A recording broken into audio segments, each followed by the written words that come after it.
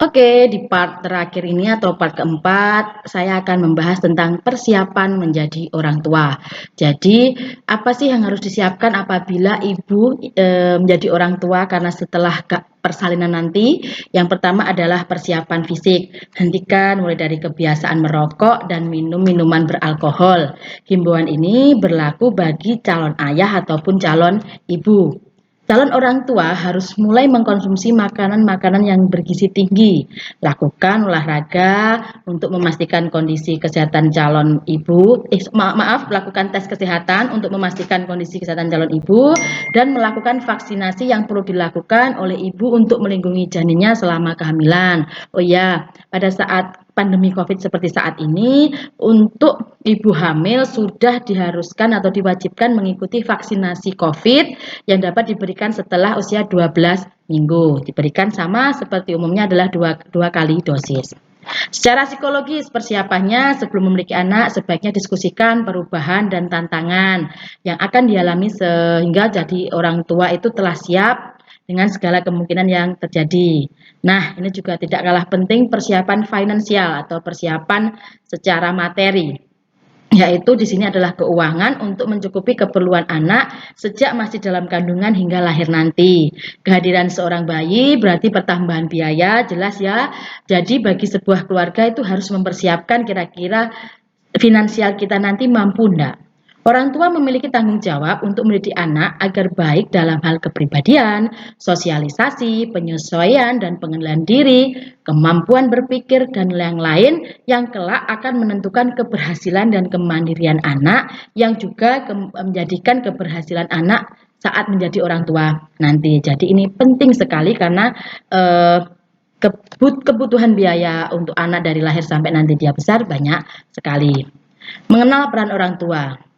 Dalam usaha atau tindakan aktif orang tua untuk mengembangkan kepribadian anak, perlu memperhatikan aspek perkembangan yang mana adalah salah satunya yaitu pertama dalam kaitannya dengan pertumbuhan fisik anak. Ibu atau bapak harus tahu apabila anaknya pertumbuhan fisiknya terganggu. Lalu selanjutnya adalah perkembangan sosial anak, bagaimana anak bersosialisasi dengan teman sebayanya.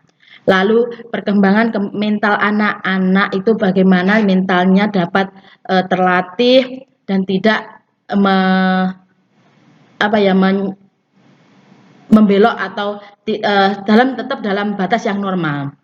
Lalu perkembangan rohani anak ini penting sekali, mengajarkan rohani dari awal agar anak itu lebih tahu dan mengenal bahwa ada di sini yang perlu kita sembah, ada di sini yang perlu kita tahu bahwa kita memiliki Tuhan sebagai pegangan hidup. Nah, di sini peran dari keterlibatan ayah dalam childbearing adalah atau kelahiran anak pertama adalah keluarga yang menantikan kelahiran yang dimulai dari kehamilan sampai kelahiran anak pertama dan berlanjut sampai anak pertama berusia 30 bulan. Peran calon ayah dapat dimulai selagi kehamilan istrinya tadi. Jadi mulai dari awal sampai akhir di sini suami sangat berperan sekali pada saat ibu hamil muda sampai melahirkan nanti. Pada periode awal, seorang ayah harus mengenali hubungan dengan anak-anak, istri, dan anggota keluarga lainnya. Nah, selanjutnya adalah sibling rivalry. Jika ibu melahirkan itu anak yang kedua, jadi dia punya saudara kandung. Jadi jika saudara kandung tidak dipersiapkan dari awal dalam menghadapi anggota keluarga baru, maka dikhawatirkan akan terjadi sibling rivalry. Hal ini dapat dilakukan untuk menghindari terjadinya sibling, antara lain anak diberitahu sejak awal tentang kehamilan, anak diberi kesempatan merasakan bayinya dalam gerakan. Jadi anak disuruh pegang perutnya ibu. Anak dilibatkan dalam membantu persiapan kelahiran adiknya, bantu anak untuk menyesuaikan pada perubahan ini, kenalkan anak dengan profil bayi dan mengajak anak saat memeriksakan kehamilannya. Ini penting sekali. Sekedar informasi, dulu Bu Sandra juga pada waktu mau hamil anak kedua, anak pertama saya itu tidak menghendaki waktu itu. Memang karena belum ada gambaran. Jadi saya tanya, "Le, besok kalau punya adik gimana?" "Mah aku punya adik, nek pas renang tak delep nih naik kolam renang." Waktu itu saya sempat kaget, oh kok seperti ini ya. Cuman karena saya juga sudah mendapatkan informasi pendidikan tentang sibling rivalry ini, maka mulai dari awal kakaknya sudah saya kasih tahu bahwa ibunya sekarang hamil, lalu ikut dalam persiapan, beli baju, beri perlengkapan adiknya. Lambat laun setelah lahir dia juga akan berubah, tidak lagi terjadi sibling. Cara mengatasinya yaitu salah satunya membiarkan anak menjadi diri sendiri, tidak membandingkan antara kakak dan adik, menyukai bakat dan keberhasilan anak-anak Anda, memperhatikan setiap waktu dan pola lain ketika konflik biasa terjadi. Jadi misalkan anaknya bertengkar itu jangan sampai membela salah satu. Jadi kita harus di sini berada di tengah-tengah. Bersikap adil di sini sangat penting. Kalau adiknya diberi, kakaknya juga diberi dengan jumlah yang sama.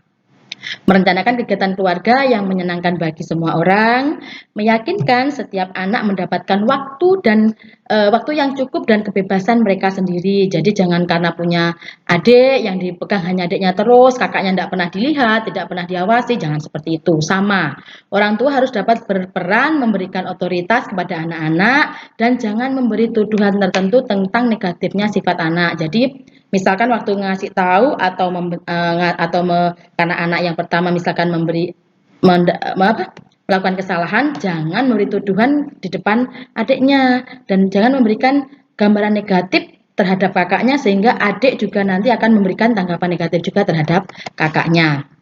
Tidak membandingkan dengan anak lain, membiarkan anak jadi diri sendiri dan menyukai bakat keberhasilan anak ini sama seperti yang tadi. Selanjutnya adalah support nakes. Peran di sini bidan sebagai fasilitator, bidan dapat membagi pengalaman yang pernah dirasakan bidan sendiri. Di sini bidan sebagai pendidik, bidan memutuskan apa yang harus diberitahukan kepada klien dalam menghadapi kehamilannya agar selalu waspada terhadap perubahan yang terjadi. Dalam memberikan informasi dan pendidikan kesehatan, bidan mengurangi pengaruh yang negatif, misalnya kecemasan dan ketakutan yang sering ditimbulkan oleh cerita-cerita yang menakutkan. Jadi di sini bidan sebagai fasilitator, juga bidan sebagai pendidik penting sekali karena dari beliaulah ibu yang hamil itu mendapatkan sebuah informasi. Pada TM1, sebagian besar wanita merasakan hal yang serupa, membantu ibu untuk memahami setiap perubahan yang terjadi padanya, baik fisik maupun psikologis. Yakinkan tenaga kesehatan dapat memberikan dukungan dan meyakinkan bahwa apa yang terjadi padanya adalah sesuatu yang normal, bahwa kebanyakan ibu akan merasakan yang lebih baik dan berbahagia pada trimester kedua. Nah, sudah masuk trimester 2, yang dilakukan nakes, ibu sudah mulai merasa lebih sehat dan mengingat kehamilannya sehingga petugas kesehatan dapat memberikan dukungan dengan mengajarkan kepada ibu tentang nutrisi, pertumbuhan bayi, tanda bahaya, dan lain-lain. Di sini memperkuat pengaruh yang positif dengan memberikan dukungan mental dan penjelasan tentang kebahagiaan akan mempunyai anak yang diinginkan dan dinantikan nanti. Jadi peran trimester 1, trimester 2 itu beda karena trimester 1 biasanya terjadi perubahan yang terjadi seperti mual muntah, pusing, ibu kadang karena keadaan yang begitu berat ibu kurang menyenangi kehamilannya biasanya. Tapi kalau di trimester 2 sudah mulai merasa sehat dan merasa menginginkan kehamilannya. Selanjutnya di TM3 ini seringkali disebut periode menunggu dan waspada, sebab pada saat ini ibu akan merasa tidak sabar menunggu kelahiran bayinya.